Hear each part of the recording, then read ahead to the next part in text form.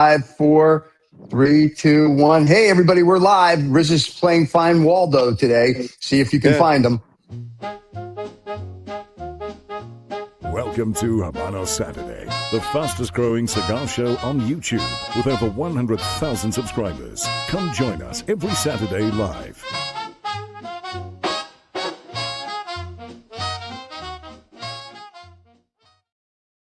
Hey, everybody, welcome to Habanos Saturday. Rizzo is playing Find Waldo. If you can figure out where he is, you win a You can prize. work out where I am from this background. This There you is go. not like a graveyard show. This is a different show. But, This is a different show today. It's a different There you show. go. I don't think anyone will be able to find out where I am, right? No, But I don't think so. I'm out in the field, as they say. This is He's field out in the reporting. field doing live reporting. And Yeah. let's just say good morning to Eurus, who's saying, and by the way, we're going to have Eurus back on because he's going to have to explain some stuff from the 70s and 80s when he was a rock star. But that's for another show. When you say the 70s and 80s, you mean the 1970s and 90s? Yes, not the 70s and 80s when I was around, as a vampire sucking blood out of people. I'm talking about the 1900s, not the year 70 and 80. That is true. Eurus is going to be, I think, on in a couple of weeks. David Blanco is supposed to be showing up today. As we all know, he's a fifth generator masturbator.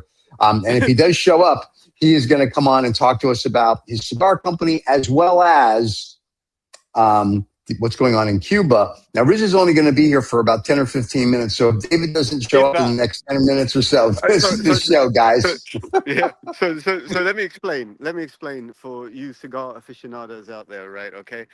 Basically, I'm on a bit of a cigar trip, yeah, and I am almost smack in the middle of France right now. Okay, Right. Maybe 100 miles outside of Bourges, which turns out to be a very charming little city where I stayed. Not even a city, a small town where I stayed yesterday evening. But we are on our way to Palamos, Spain, and we're driving it because we drive, right? We hit the road, Jack. But we're searching for hidden cigar spots, hidden cigar depots, places where Cuban cigars have been stored and no one else can access them. And where it's like a bit of a Pokemon trail. You know, when you collect Pokemon monsters, we collect cigar bonded warehouses. There you go. And, or bondage, if that's what you're into. So that's what there you're you go. into, I guess, yeah. There you go. This is the reason. This is a reason for me being a little bit left side on the show. I almost never miss the show. That's true. That's true. Now, let me just do this before, Rizza, as people are trying to figure out where you are, even though you just told them, David Blanco is about to join us. So Rizza, we'll have you meet him. And then at some point, Rizza is going to disappear, everybody, because he's got to continue driving his rental car that he showed me, which we won't show on air. It's embarrassing. But it's a cute car for those people that have ever been to a circus. Yeah, you but can actually, if you follow my Instagram, follow my Instagram, you might see little glimpses of places where I've stopped, little interesting things I've seen. So I'm not one of these 5-star VIP cigar connoisseurs that has to fly around the world. I find my cigar spots by actually walking the field or driving the field. I'm like that. And you don't have to wear a fancy suit. Big shout out to Kirby Allison, who definitely enjoyed the short that we put out about him yesterday. So really? On our Instagram. Oh, no, I'm sure he didn't. Anyway, but I don't care. Now, David Blanco is going to join us, Rizza. And you can ask him questions because, like I said, he's a fifth generation masturbator and blender. And I'm not sure what he learned first. It seems that you have a very formal relationship with him and you can get away with it. Well, he just sent me his bio 2 weeks ago when he was going to come on the show. And I read it. That proves I'm in France. Okay, let me just get a close up here. There you go. He's in France, everybody. Hello. Parlez-vous français. Yes, there you go. Yes. So David did send me his bio. He's a fifth generator master blender. He's going to tell us all about his cigars. And then we're going to talk about, and Rissa may miss this part of the conversation, what's going on in Cuba with the Cuban government saying to everybody, hey, come write us a check and, buy stuff. So we're going to see how that goes as well. So let me bring David in before you disappear, Rizza. And there you go. David, welcome to the show. How you doing? Hi. Good morning. Good morning from Blanco HQ. Blanco HQ. Good morning in France. Well, not so much in France, not so much morning anymore, huh? It's It's good afternoon. It's from Bon après-midi de France. Je suis ici approximativement 100 kilomètres de Bourges et 300 kilomètres de Toulouse. Oh, Look at you Very nice. speaking, Do you like that? The Americans are speaking on the French Portuguese. here, etc. Yeah. I do love the south of France this time of year. Well, we're headed in that well. We're actually going to bypass it. I'm going to Palamos, Spain, Oh, which I've never very been to. nice. And then Now Barcelona. you're speaking my language. Well, there you go, sir. But Stephen had actually said it would be Benny Blanco from the Bronx. Well, we tried, but Benny couldn't make it. So we got his cousin David. It's just the way it works out. It is what it is. So now remember, David was going to come on 2 weeks ago, but he had something with Giuliani, and Giuliani got him sick. So we're not going to delve into that. But, Rudy. So there you go. So this is the dedication that Stephen requires, David. Even though I'm driving through France, and even though I'm standing at a fucking petrol station, he insists I get on the show. And to be very honest with you, we've done shows even from. I had to go to a funeral, maybe That's right. 3 or 4 months ago. I did a show from the funeral. So that's called being. And the dead guy joined in, and it was great because a lot of dead people don't do well, but this dead guy, spectacular. Yeah. You don't see a lot of dead guys on cigar shows, so we were really happy about that. The first. You didn't realize you were coming onto a highbrow show, so welcome. So, well, I'm glad I can bring this. It's highbrow, and I'm glad I can bring this to the next level. You're going to bring it to some sort of a level. Now, just for the fans, just so you know, David and I are actually going to meet for the first time tomorrow with some mutual friends. Okay. David doesn't know, but he's buying lunch for everybody at Capitol Grill. So we're all excited about that. David just found out he's buying lunch. That's what Ben said. He said, David's buying lunch. I'm like, oh, I'm going. That's hilarious because Ben said you were buying. Well, Ben drinks a lot, just so we're clear. So there you have it. So there you go. So David, tell us about Blanco Cigars. I know some of the fans want to know that. I know most of the fans, because most of the fans smoke Cuban, and I know you're not a big fan of those. That'll be good for Rizza. And then I want to talk about what's going on in Cuba, about, they want people to invest there now as well, because I know that's what I'm actually going to meet about tomorrow, but I think it'd be interesting for the fans to understand what's going on. Sure. So Blanco Cigars actually started in Cuba, in Pinar del Rio, where my family is from, in 1886.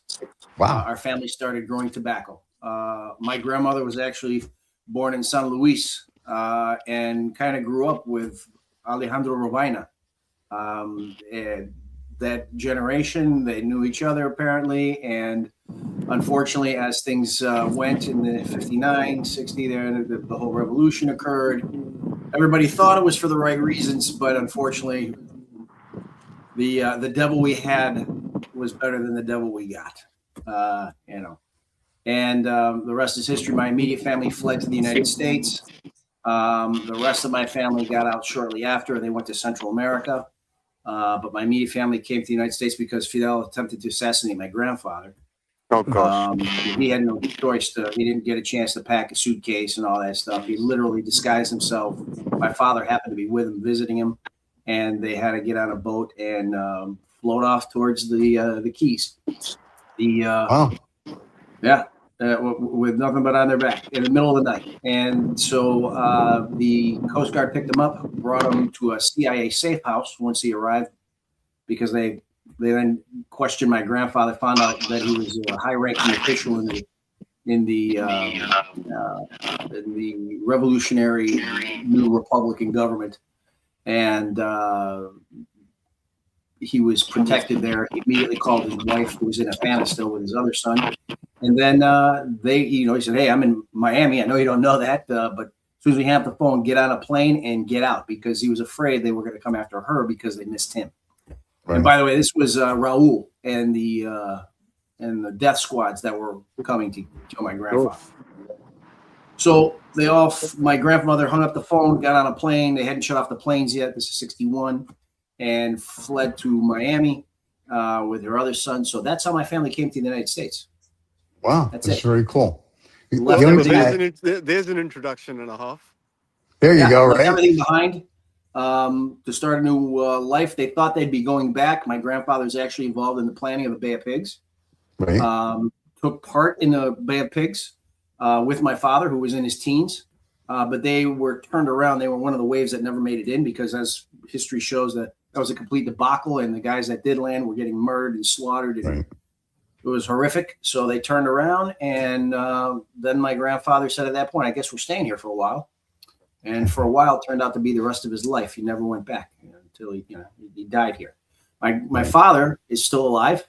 He's going to be almost 80. God bless. And he is going to see the freedom of the next revolution of Cuba, which is ongoing as we speak, believe it or not, without a shot, it looks like, which is wonderful to hear that. Anyway, So Blanco then on that very positive note, I'm going to make an exit of the program. There's plenty of interesting content over there. Over there. Riza, really right down there. So Riza, safe travels. I will talk to you during the week. Best to I know who you're traveling with, so tell them not to smoke 3 cigars at once. And I will see you, I'll see you during the week, and I'll talk to you next Saturday. And all the fans send their safety with you. Kisses. God bless. Miss you already. Bye. Bye. See ya. Love you, mean it. Yeah, I got it. See you later. Cheers. Well, David, it's just you and I, so I'm sorry for that. So there you go. Boy.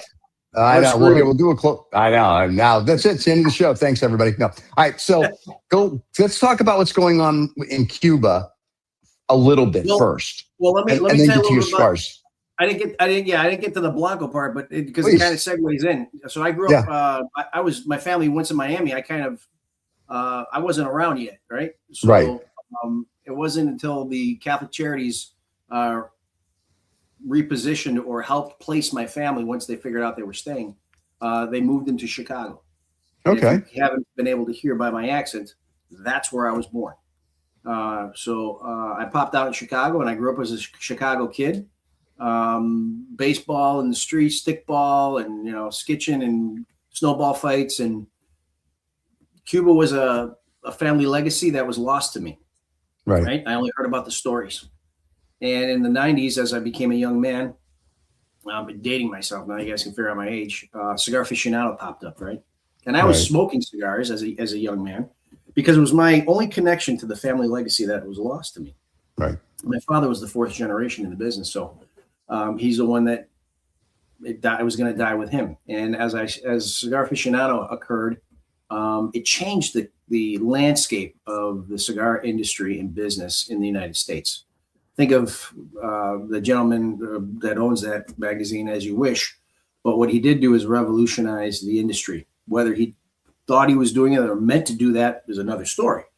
Right. But what happened was at cigar shops where you would just go buy a cigar, had a boom, had a renaissance, and people started, yuppies back then, as we were called, young people with money, your urban professionals, started getting interested in cigars because of the magazine. It was selling a lifestyle. That magazine was selling, fine watches, travel, luxury, high expensive scotches and things of that nature, and cigars. And the one thing that they could attain in that entire mess was the cigar, right? That was the affordable part. So they wanted to take part in that lifestyle. So they would go to these cigar shops, and these guys saw a boom in their industry. But at that time, they didn't really have places to smoke. They were cigar shops, maybe had a chair in it, but they were cases and not as many walk-in humidors as you think like we have today. So as their business grew, they realized we need a place for people to smoke the cigars that they're buying at our shops. We better make some seats and maybe put a TV on the wall and make it comfortable and luxurious like the magazine shows. This is the birth of the cigar lounge as we know it in the United States. Now, Europe is a little bit different story. Because it was older, traditional, things of that nature, but not here in the United States. There were very few clubs and locations that you could actually lounge in a luxurious atmosphere with leather chairs and sofas and things of that nature. But this was a renaissance of where the genesis of this current cigar lounge that you walk into all over the United States today, and you can sit and have a cigar. Now, that's evolved as well into cigar shops, cigar bars, and cigar clubs. But nonetheless, that was the renaissance. So when that occurred, I saw an opportunity because people came to me and said, "Hey, Dave, your family was from Cuba and they smoked cigars and you smoked cigars and they made cigars. teach us. I became the subject matter expert overnight. And when that happened, they started having me show them and teach them. And then it was, hey, well, we'll give you money. You go buy cigars. You know what you're talking about. We trust you. So you want me to go buy cigars for you? He goes, yeah, we'll buy them from you. Wait, you're going to buy cigars from me? Maybe there's an opportunity for me to resurrect family business. So I approached my father and I approached my uncle, and I simply said in the midnight, I said, listen, I think there's an opportunity for us to restart the family business that would otherwise be lost with your generation. I said, well, what do you have in mind? I said, I think, why don't we just start a factory? My uncle Francisco had already retired from the military in Tampa at that time. My father and I were still in Chicago. We could all be partners. He would run the factory. I would do the blending and the design of the product. My father would run all the business aspect of it, payroll, licenses, taxes, blah, blah, blah, blah, blah. And then I would go out and sell the product. So it was a three-headed monster at that time. And they said, well, if you invest everything you own, we'll back you. We'll become your partner. So I pushed all my chips in. And in 1998, we incorporated. I had done my due diligence for about a year and a half earlier. And we opened up the factory in 1998 in Ybor City, which was the old heart of the cigar industry. That lasted for about 2 years. Unfortunately, my uncle Francisco came down with MS as a result of exposure to Agent Orange in Vietnam. And he got sick, and we had to close that factory. We then didn't know what to do because we had invested a ton of money in creating and building this factory. It was kitty corner. You're from down here, kitty corner from the Columbia restaurant. Okay, I know exactly where it is. Yep. And then we called up our cousins. My father called up our cousins in Nicaragua and said, hey, listen, Francisco's sick. He can't run the factory anymore. Can we move production down to your facility, since we were buying material from them anyway and rolling them here? And they said, absolutely, come on down. So we migrated down there in 2000s, where I actually got to start building and my relationship with my cousins, my long lost cousins they went from Cuba to Nicaragua to continue to grow and build farms and factories because they left in a little bit different manner because that's what they were doing when they left in Cuba. And that's the Plasencia family. That's Sure. So I have been working, and I met my mentor there. And when I arrived, his name was Evelio Oviedo Dominguez, one of the masters in the world. You'd like this. There's a little bit of knowledge for you, a novelty that not many people know. He was the union rolling president in Cuba, all the rollers, before the revolution. And he was head quality control roller and blender at the H. Upman factory before the revolution. He was the man, and is given credit for blending. Here you go. The Monte Cristo number 4 and the Monte Cristo number 2. Very nice. I have one of those on Wednesday night on number 2. So this is the man who I called mentor, a teacher, and it was the one who I learned how to blend and learn my craft. I had him for over 11 years before he passed. I have him on my wall here in the office. I see him every morning. Very nice. I miss him dearly. So I thank him for everything. I credit 3 people for why I'm sitting here today talking to you. One is Avelio for teaching me the craft of blending. My father, of course, for being my partner. And then Nestor Plasencia Sr., who allowed me access to the facility and the tobacco and everything that I've been able to do. Because without that facility and the ungodly amount and variety of tobacco and quality tobacco, I wouldn't be able to create what I do. So those are the 3 men. My uncle, unfortunately, passed a few months ago, finally, after 26 years of multiple sclerosis. So we also miss him, and it's a shame. But he paid the ultimate price for serving his country. But my father is going to see Cuba free, and so am I, and we look forward to that. I'm going to cut a cigar and get into this. Please. Here on the yacht, we're not allowed to smoke. My captain tells me that there's something about jet fuel and explosions, and I just told him he's a pussy, and we're going to try it one day. But apparently, I'm doing my coffee and my. There you go. I've got my whole cafe cubano. So tomorrow morning when we meet, we'll have cigars like gentlemen, and then we'll go to lunch and have cigars like gentlemen. And just for shits and giggles tomorrow, we'll have Ben treat because he has short arms. All of a sudden, he has like little T-Rex arms when it comes to treating. He can't reach into his pocket. It's a crazy. I've got one thing to say. Yeah. There you go. Now, you have something that a lot of guys, guests have come on the show that don't. You've actually, and as most people know, I'm Jewish, so we'll use some Yiddish here. You've schlepped all over the world, and you've sold, human trafficking and drugs and cigars. I'm just kidding about the human trafficking. No. Anyway, he sold cigars all over the world. So nicotine is a drug. Not really. And cigars, that's stop it. Don't get going. We'll have everybody and their grandmother going, he's crazy. And there's only one crazy guy on the show, and he's wearing a baseball cap. But what's that like? I mean, because you had to, when you started your company, right? You have to get people to say, I want to carry your cigar. Now, you and I met kind of, sort of, when when Ben had met you, gave me one of your cigars, and I was smoking it. And just for jokes, I did that 30-second short, which we sent to you. And we actually put that out on Instagram and YouTube. We made fun of you and then told everybody which it is. Your cigars were excellent. So somewhere in our repertoire of stuff, there's that short. And I'm sure we'll do something tomorrow. But what's that like, starting your company literally from scratch, if you will, in the year 2000? Forgetting the magazine and forgetting cigar lounges, that really doesn't, it does help you to, I'm sure, 2%. People still have to smoke your cigar. So how did you guys get it out to everybody? Door-to-door salesman.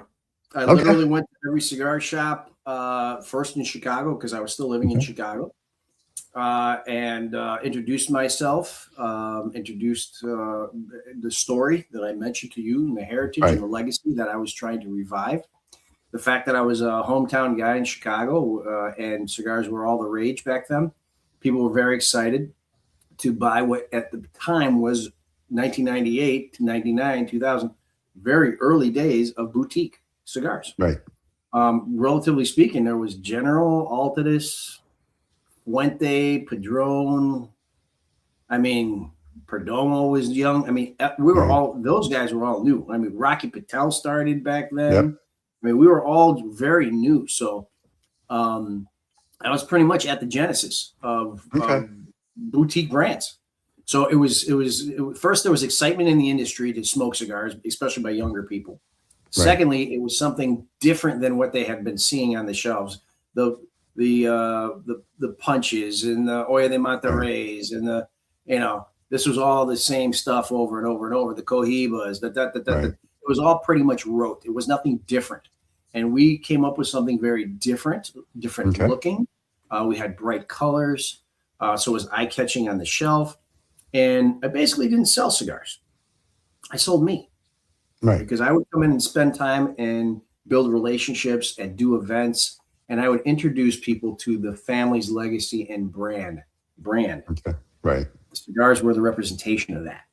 Right. So that's how our marketing and advertising started. And then, of course, I did it in Tampa. And then I started going all over because my family was also down here. And we had a foothold here. And, of course, this is a large, even back then, it was a decent sized smoking community. Right. And then I started traveling around the country. I hired reps after our trade show. Our first trade show was 2000. And that was here in Tampa, believe it or not. That was the last time that what is now known as the PCA actually had the trade show here in Tampa, which is astounding to me that they haven't had it since. But so this will be my 26th show out of 28 years in the business for the trade show here in the United States. Of course, I do the show in Europe as well, in Dortmund. We've taken a few years on and off throughout the years, but COVID, of course. Rizzo was at the Dortmund show last year in October. I was not. I was not there last year. You guys would have met. What's that? I said if you could have met if you would have gone. He was there. And I plan on going again this year and catching a Dortmund game as I say Dortmund across the street. You're familiar. They have the soccer. I usually go there. They have football across the street. Game. Right. They have football. They have football across the street. Say football, soccer. We don't have to Americanize it. It's football.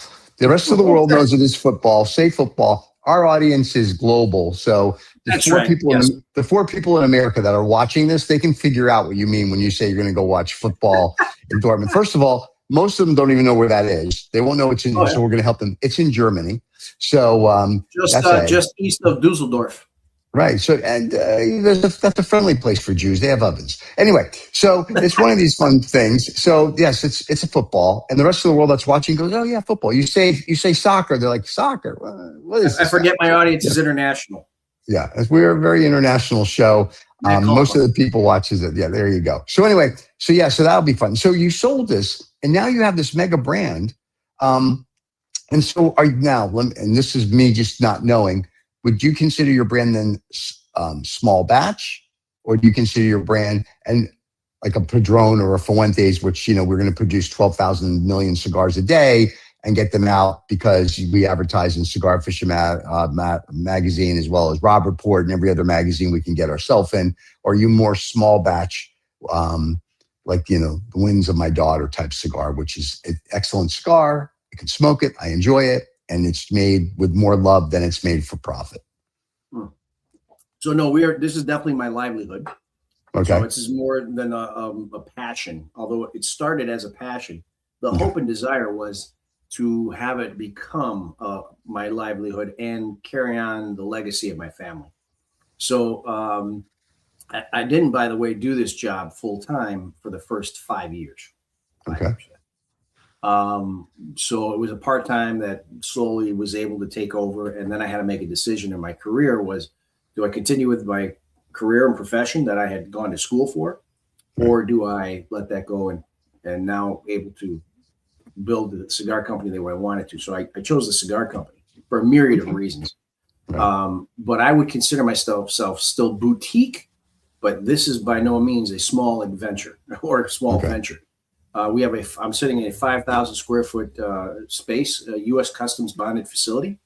Okay. I heard him talking about bonded facilities before. We are a bonded facility here. One of very few, by the way. Not many manufacturers are bonded. Okay. We do that for a myriad of reasons. International shipping we are able to do here and also from the factory. So it gives me a little more flexibility. It also helps me out with cash flow with regard to federal excise tax, what we used to call FDA as well, things of that nature. Right. And it also allows me to help other smaller companies that are truly boutique who do this for more of a passion and a hobby, or just because they love it. And they may want to grow it someday. So I actually do a lot of service oriented back end logistics for a lot of other companies.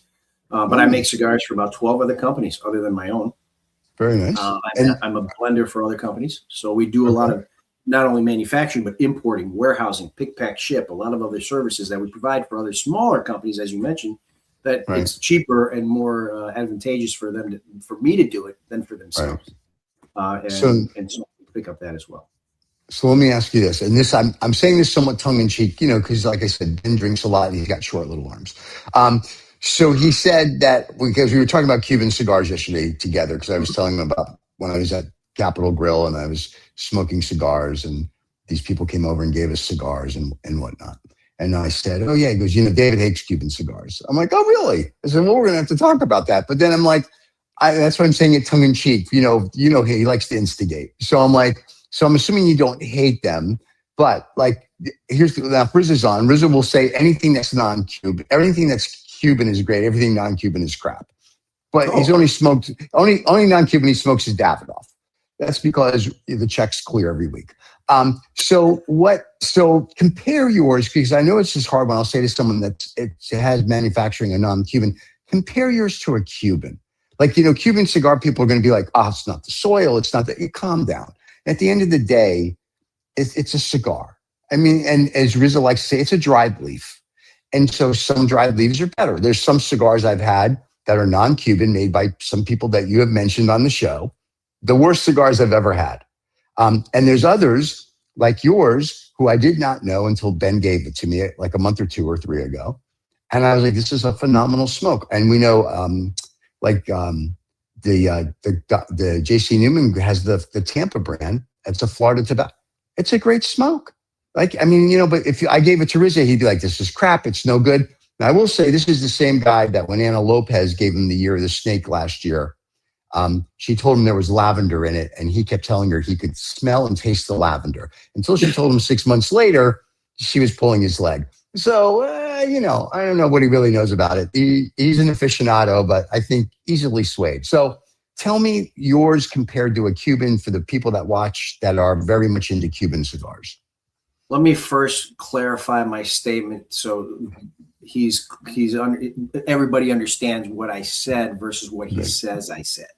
Right. What I said to him was that at the end of the day, I believe Cubans make the best cigars in the world. Right. From Nicaragua, Honduras, to the Dominican Republic. Okay, good. Very good. Yeah, he's buying tomorrow. He's buying. Get those little T-Rex arms moving. So. So the issue is not that Cuban cigars are better or worse or anything else, as we all know, and we joke about this left and right. And I know a lot of your viewers are from Europe and from other parts of the world, so it's very Cuban centric. But the reality is, it's very subjective. It's like Scotch, wine, bourbon, or anything else. If that's what you like, then that's what you like. There's no debating it. It's what you like. So having said that, the reason that Nicaragua, in particular, Esteli, is the center of the universe right now for the cigar production in the world. There are more cigars coming out of Esteli, Nicaragua than Havana, by far. And there's a reason for that. So let me explain the reason, then you guys can come to your own conclusions with regard to who's got better this or better that. And again, like I said, there's no winning this argument because it's all what you believe and what you like. But the reality is that our family has been there since 1962. My cousins got there in 1962. Before they were there, the Padrones were there, just by a little bit. And then after my family got there, the Plasencias, the Olivas came and many others. And before any of them were there, Olla de Nicaragua was there. Okay. So that being said, it was like the New World. You know how they call it called the New World cigar is anything other than Cuba? It truly was. Nicaragua was unknown entity with regard to tobacco and growing other than the small stuff that they did there. So the Cubans that landed, that were in Cuba for generations, perfecting the tobacco growing techniques that rendered the wonderful best cigars in the world, even at that time seen as the best cigars in the world, the experts came to Nicaragua. It took them many years to figure out and to perfect what they did in Cuba and into Nicaragua, because the soil was different, the elevation was different, the rainfall was different, the pestilence was different, the humidity levels were different. And Cuba, by the way, Cuba grows in certain regions. Nicaragua has a much vast and larger area to grow in different areas that render different products that not necessarily are the same in Cuba, by the way. Okay.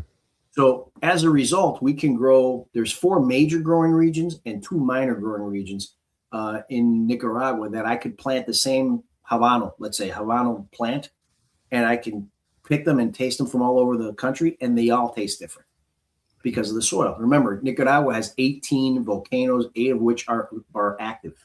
So it's like natural miracle grow. All right. You should see the vegetables and things down there. It's insane. The food. That's why coffee is very prevalent down there. And it's an agrarian society because they have this such fertile soil. By the way, Honduras as well. It's on the rim, right, with the volcanoes. So, but what happened is that even the Plasencias, they almost lost everything a couple of times because blue mold got them. Because in the beginning, he was employing techniques and doing the growing the way he had done in Cuba. Right. Didn't work out so well. So he had to rework and educate himself and experiment and figure things out.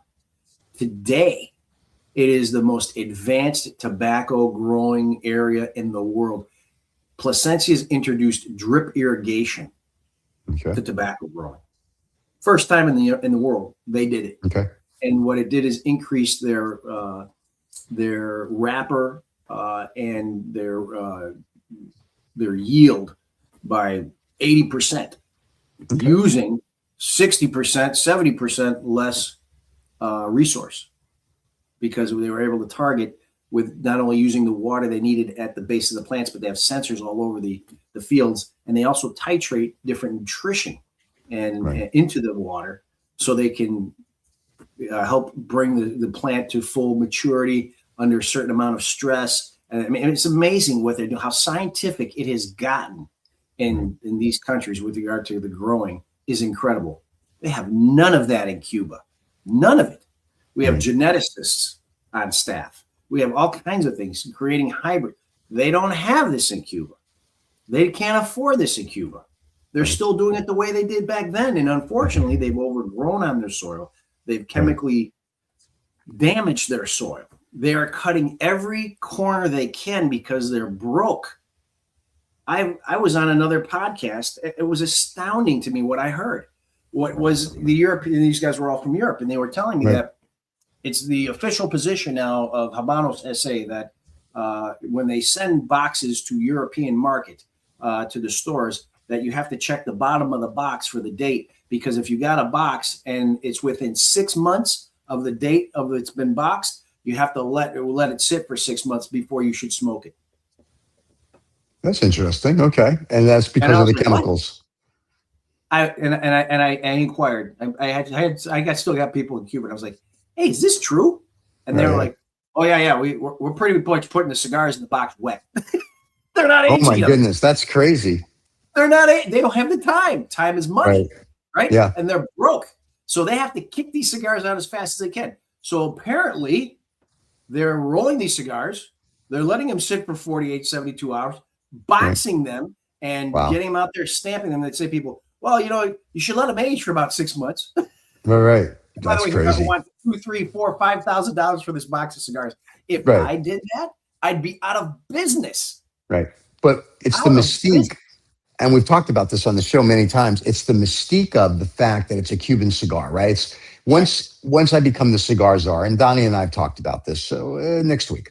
Once I become the cigar czar and you can have Cuban cigars in America, this will change, because it's really Americans who don't have this luxury or don't want to order it online or don't go to Europe or don't go to Asia. They're like, oh my God, I've got XYZ. Okay, well, I was in Toronto during the week, and there's Cuban cigars all over the place, and they treat them just like we treat non-Cuban cigars. And that's what guy said, here, have a Monte Cristo. I'm like, thank you. So it's not a big deal to have a Cuban cigar or a non-Cuban. In America, it's just like, oh my God. But I think depending on what happens in Cuba over the next 6 months, because they have to repeal, I think it's the 98 Congressional Act that you can't deal with Cuba. Once that's repealed and Cuban cigars start flowing here like candy, then I think here the prices they'll come down. They're not going to be like they are in the United Kingdom, where it's like 300 pounds to smoke a stick, which is crazy. I think people will be like, oh, okay, they're a cigar, and I'm fortunate enough that I have acquaintances and friends, even though they have pterodactyl arms, that give me Cuban cigars to try and whatever. And I when I travel, I smoke Cubans and non. And at the end of the day, they're wonderful. Part of it's the mystique in the history, and there's some of them are not as good as the non-Cubans. And I think it's for people that go, oh my God, it's like, once again, it's the mystique of it. We've built a marketplace where a box of Cuban cigars now will sell for $25,000.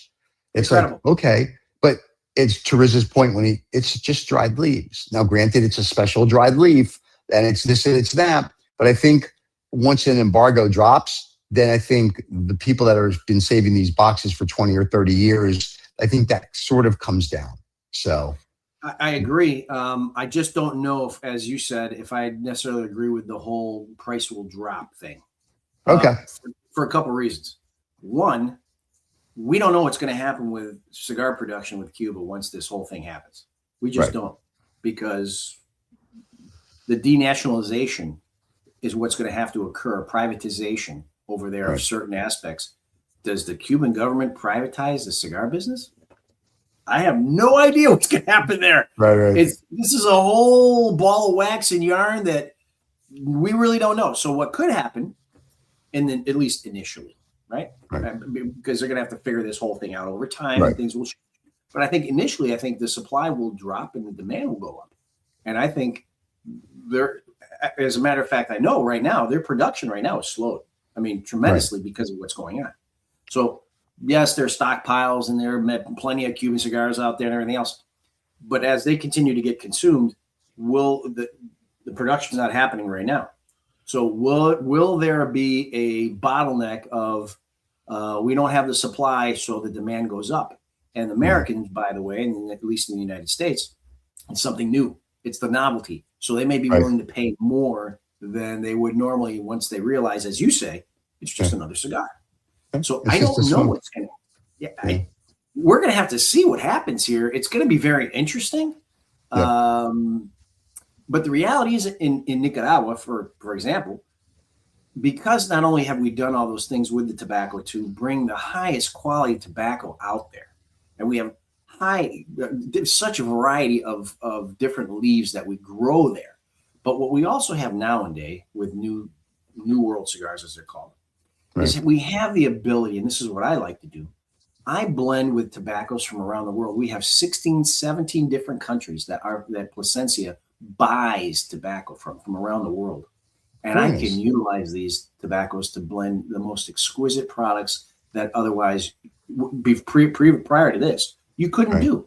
Sumatran wrapper from Indonesia or Cameroon from Africa, fillers from Brazil, Paraguayan filler or binder, Dominican this, Mexican that, Colombian this. I mean, we have tobacco from everywhere. So what we're able to now create is so dynamic, and they continue to change, but so dynamic that I look at Cubans and I go, that's a Cuban, and that's a Cuban, and that's a Cuban, and they're very similar. As a matter of fact, I hate to burst bubbles, but sometimes it's even the same cigar with a different band on it. So we've joked about that with the guys who are like, I could tell a Cuban from a non-Cuban. I'm like, yeah, I bet you really can't. I mean, granted, if you're smoking like whatever constantly, it's like when I drink a certain scotch, I can tell you where the scotch is from the bottle because I've been drinking it for 100 years. If you're smoking one cigar every day for the last 30 years, yes, I bet you can tell me everything. However, if I lay it out, Cuban tobacco has a very specific taste. If you're smoking it often, you recognize it, like you're saying. And that's that sweet cedar finish. If you're not getting that off a Cuban cigar, it's some degree. Some have more, some have less. But, and of course, the age and everything else. But if you're not getting that sweet cedar finish and aroma, it's a fake. That's a telltale sign. I'll tell that to everybody right now. And by the way, you can throw some Cuban in it and still get that, and it's not 100% Cuban, but at least there's Cuban tobacco in it. And that's the other, of course, ghost in the machine, right? Are Cuban cigars 100% Cuban tobacco? Some say yes, some say no. I'll never tell.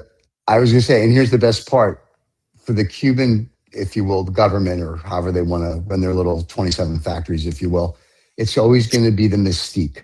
So whether they privatize it, not privatize it or whatever, it'll always be the mystique of X. And to your point, you may smoke a non-Cuban and go, wow, this is just like XYZ.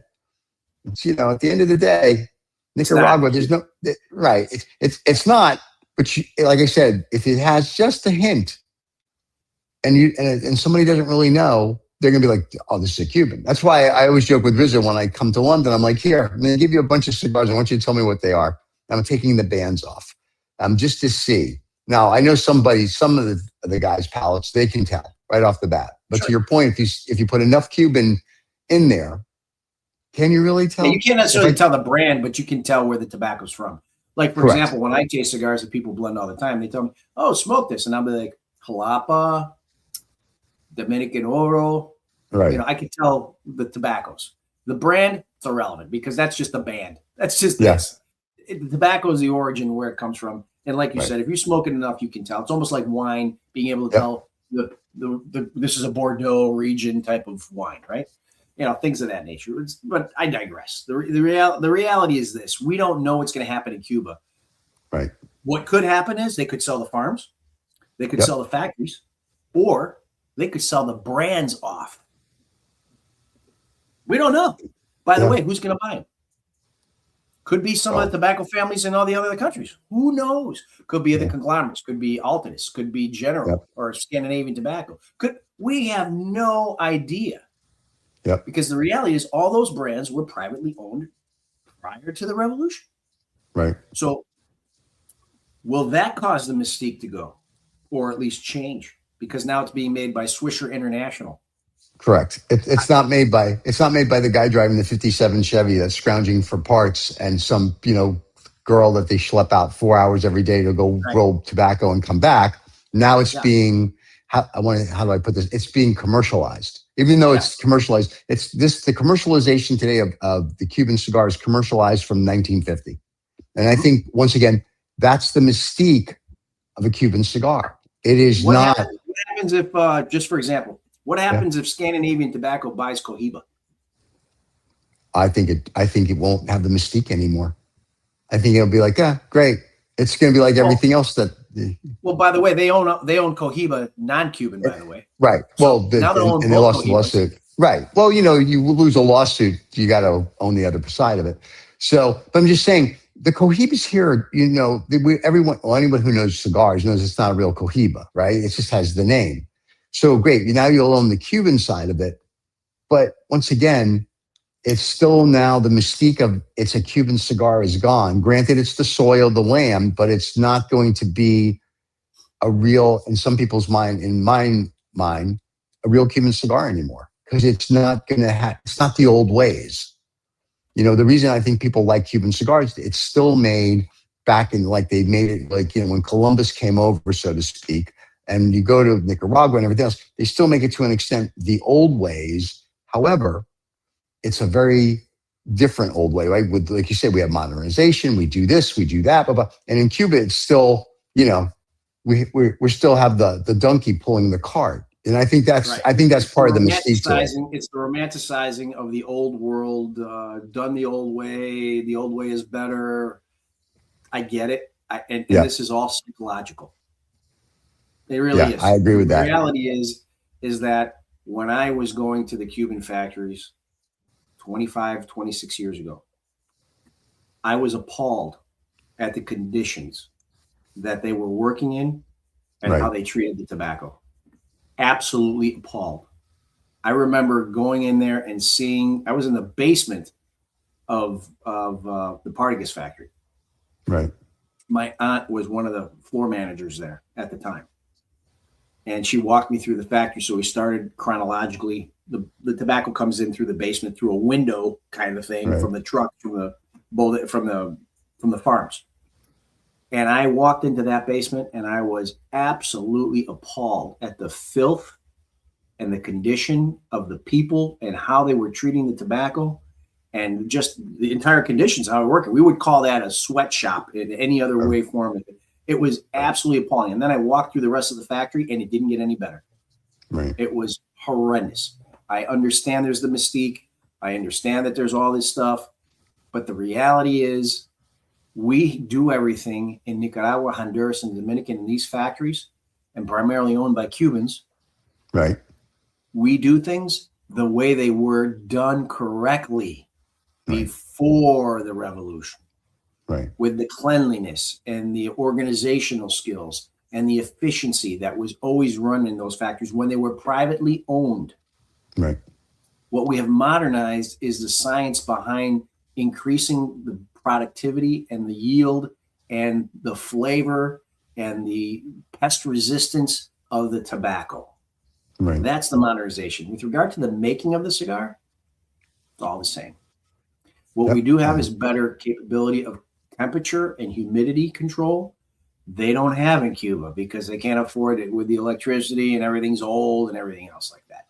So having said that, I don't care if you go to the Dominican Republic or Honduras or wherever you're going, all of these factories, the premier factories in the world for New World cigars, have these amenities that Cubans don't. What they don't have is that mystique. And it's it's a facade. It's really a facade. And it's the Wizard of Oz. But that isn't to say that I don't like some Cuban cigars. That's not to say I get that. But I think it's like the Wizard of Oz, right? You pull the curtain back, and then all of a sudden you're like, oh, to Riz's point, it's a dried leaf. And it's just, this one just happens to be made under these conditions, and this one happens to be made, and that's true. And they market it very well.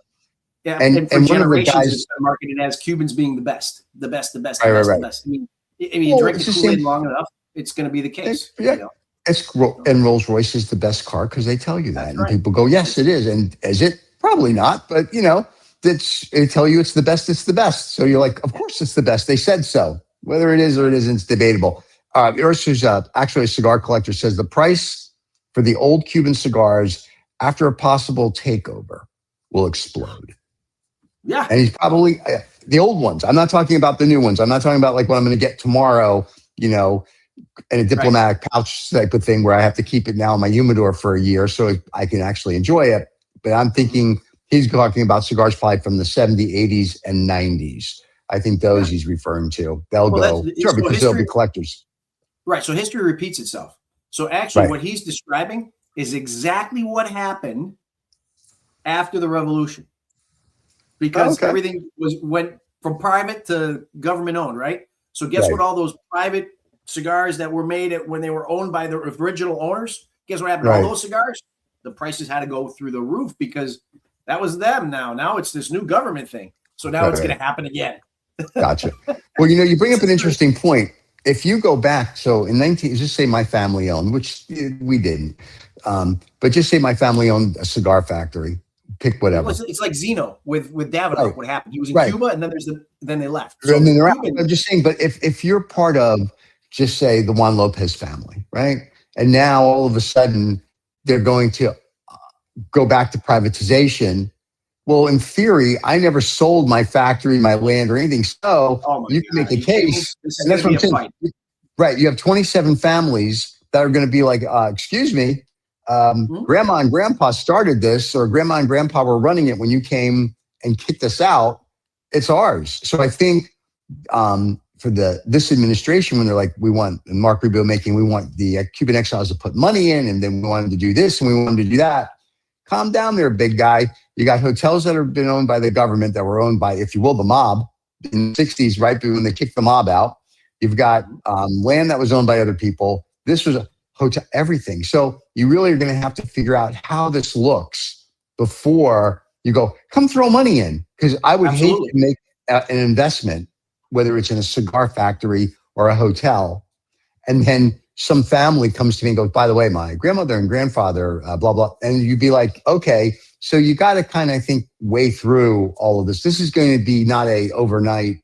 No, not at all. There's going to be a 10-point. There's a 10-point proposition right now, as to the things that need to happen. Okay. For more of American involvement and the lowering of the embargo and this, that, and the other thing. The 10-point proposition, and I think most of them have a good chance of happening. But the one that I think is going to have the hardest time because of the time that's gone by, which is 67 years, by the way, is the reverting of properties and materials back to the original owners. That is one of those propositions. I think that's going to be the hardest because of the amount of time. Because you're not talking about the owners anymore, really. You're talking about the next generation, or in some cases, two generations going on.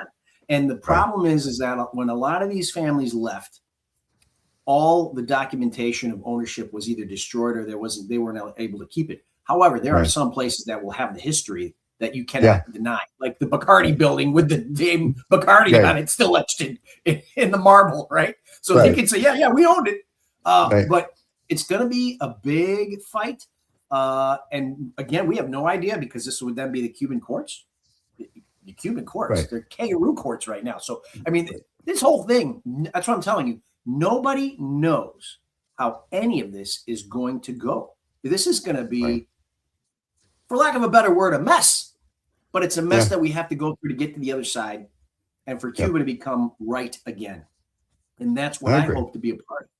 I hope to be a part of the rebuilding of not only the island, but my family's legacy that was once lost in Cuba. And by the way, my family was not just involved in tobacco. My family owned a number of businesses, a huge, for those of you that are familiar, or maybe Cubans from years ago, my family, one of the businesses that my family was owner of was Upina, the largest soft drink company on the island. Wow. That was one of their businesses. We were also involved in logging. We were also involved not only in tobacco. My great grandfather built an empire of real estate, and he owned like 8 square blocks of Pinar del Rio in the downtown area of the city. I mean, all of this was lost. Yeah. Am I ever going to be able to build that back myself, especially at my age? No. But I'd like to start the process. Yeah, that our family returns while my father's alive to see it. Yeah. And maybe he can take part in some of it as much as he'd like to. So tomorrow, talk about some of that romanticism and stuff. Yeah. I would like to see a return. Now, make no doubt about this. I'm going to say something that I hadn't previously. Other than being born in the United States, I served over 32 years in the United States Army. Nice. I'm an American. Right. But I am an American with Cuban heritage, and I was brought up to be very proud of where I'm from, which is the United States, right. But also being very proud of my family's heritage. So that said, I now see an opportunity like I had in the 90s to revive my family's legacy. I now see an opportunity to revive my family's larger legacy. Very cool. And so I'd like to try to take advantage of that. And after we talk tomorrow, maybe you can be a part of it. Oh, we'll see. That's why we're having a meeting. And little pterodactyl arms is going to try to reach into his pocket at Capitol Grill. Well, he's going to love you tomorrow. Oh, if he loves me, you'll see. I told him, I said, before David comes on the show, you need to warn him about it. He goes, well, he saw the short you did him, and he said you called him a masturbator. He says, I think he has a good idea of what he's walking into. I'm like, all right, good enough. But let me ask you this then. So sure. Tell everybody where they can get your cigars. That's, I think, the first thing. And I think that's important because, we want to promote. I will say, though, I like the fact, and I know Trump will, because Donnie watches the show all the time and texts us while we're on the air. I know that the fact that you say I'm an American first, but I want my heritage and I'm Cuban. I think that's also for people that are like, oh, he's Cuban, yada, yada. No, you made it pretty clear. 32 years in the military. I'm a Cuban American or an American Cuban, depending if you want to do it alphabetically.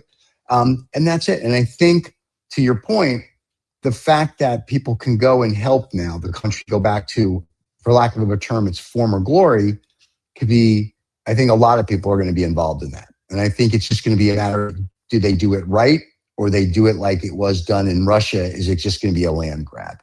And I think that's what has to kind of be worked out with not just people like you, but with the government that's going to then be in charge, whether it's Raul and whoever, or it's a new government or a new this. I think that needs to be worked out. Like, are we going to do this orderly, or, to your point, my family owned X, Y, and Z, we can prove it.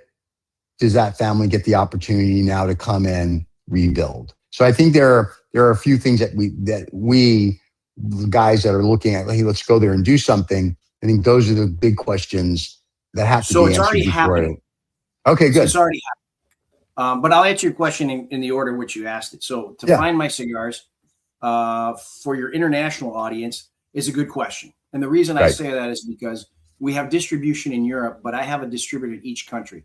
And I will say that since the EU implemented their registration issues, we have had a contraction for our availability to sell our products, because not every country has re-registered our product, because it's a nightmare. They're still figuring things out.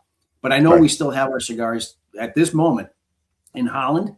So you can find them in shops in Holland. We used to be in almost every store in Holland. I don't know right now because my distributor is responsible for that.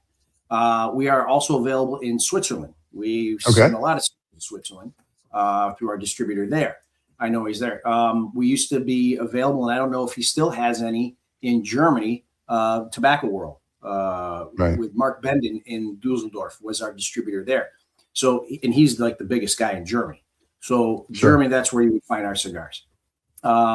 Belgium, I don't know if they have any left. So I could say these places, France, we had a distributor, but I don't know if these guys still have any inventory, because I haven't sold them anything recently, but they still might have inventory in shops around the country. So to say exactly in Europe where I have stuff, I don't know exactly right now. All I can tell you is we're not currently shipping to a lot of those countries until the EU registration thing is finalized. We're also in Lebanon. If you're in Lebanon, we distribute in Lebanon. We're in the Congo. I mean, we're all over the place. I just don't know right now their inventory. How in about the United Dubai? States. What's that? You in Dubai, UAE, Dubai? No, we're not in Dubai and in Saudi Arabia and all of those places. Okay. As you know, Saudi Arabia doubled the tax. And when that happened, we were in negotiations and talking to somebody right now. But the reality is they buy so small to begin with. Right. I can't really talk out of school. Let's just say let's just say that. Yeah. We might have cigars in Dubai and all these places. I'm not for certain. You'd have to ask my Lebanese distributor, if you know what I mean. There you go. Wink, wink. There you go, guys. Gray market, right? Gray market. Right. Right. So we're in Asia, we're in Malaysia and stuff like that. Okay. Vietnam, we have. So we're all over the place. Canada, United States, we're all over. If you go to your local shop and you don't find Blanco cigars and you'd like them there, ask for us by name. Generally, what happens is, we call this guerrilla marketing, by the way. Yeah. When a customer asks for a product by name, the retailer will generally at least look into it and possibly bring it in, especially if this is a regular customer. So if you'd like to try our cigars and you can't find them, you can do that. The other option is to find us online. We sell to some of the people online that also have brick and mortars, because that's the only people we sell to online. Or as long as I have a brick and mortar shop, I don't sell the CI anymore. I don't sell the Famous anymore. I don't sell the JR. These guys are just big warehouses type thing, and they undercut brick and mortar and family shops, mom and pop shops, and that's not who we are. We are a relationship based B2B business, and the internet guys are just, in my humble opinion, destroying this industry. That being said, there are some guys on the internet that sell our stuff, and if that fails, you can go to blancocigars.com. We have our own MSRP web store. Oh, there you go. Can buy from us directly if, in fact, you don't have a shop in your area, or you don't see a product on some of these internet guys who prefer a very specific product from us. Not all of them carry everything I make. I have 7 different brands and 8 sizes in this and 6 sizes in that and 4 sizes. Not every shop is going to carry everything I make. Some prefer this versus that. So if you wanted the full gamut to find out what we have, go to blancocigars.com and you can take a look at our entire portfolio, and you can see all the sizes. And if they're in stock, you can buy them directly from us and we'll ship them to you. And David does weddings and bar mitzvahs too. So it's always good to have them. Memorial now, weekends. Who isn't? So let me ask you this before we let you go. That's what you think this is for. I know, right? People think it's for cigars. They don't know. So let me ask you this. In Ybor City, if I'm in Ybor City and I want to buy a Blanco cigar, where am I going? You're going to go to King Corona. Okay. Now, whether or not he's got him on the shelf right now, I don't know. I'm going to have to check, but he's the guy that we sell to in Ybor City. Okay. And for you people, Ybor City is in Tampa. It's a wonderful stroll back in time. It's great. I don't know, but Odalma may also have some. I haven't. I got to see what she's. Odalma, that's what Odalma's her name. It's the lady who owns the shop down there who also manufactures. What is wrong? It's the Egyptian name. La Ferrona? Those La guys? Ferrona. I love you. You're welcome. I love her stuff. I smoke her double Corona quad. That's one of my favorites that she makes. So what's funny is real quick story, just to get off topic with her real quick. I was really touched. And quite frankly, I didn't make a deal about this, but she does it when I walk in there. She introduced me. I said hello. I wanted to go visit her, and the first thing out of her mouth was, "They gave me my first job." When she came here from the United States 15 years ago, right, when my father was still president and I was the vice president, right, we were the first ones to hire her to do rolling events. Nice. Before she got in the shop. Yeah. And so I was taken aback that was the first thing out of her mouth was, "They gave me my first job. I love these people. And I was like, wow. And it was very touching. And so Odalma has a special place in our heart. We are so happy to see the amount of success that she has right now. And for her to say that they're the ones that gave me a shot and helped me get on my feet when I first came here to this country, it makes me feel warm. I'm very happy. Very nice. She's a very nice lady. Well, and big shout out to her. Her cigars are wonderful. So they're wonderful. And let me just say, tomorrow we're going to introduce you, depending if he's there, a guy named John. He's 84, originally from Cuba.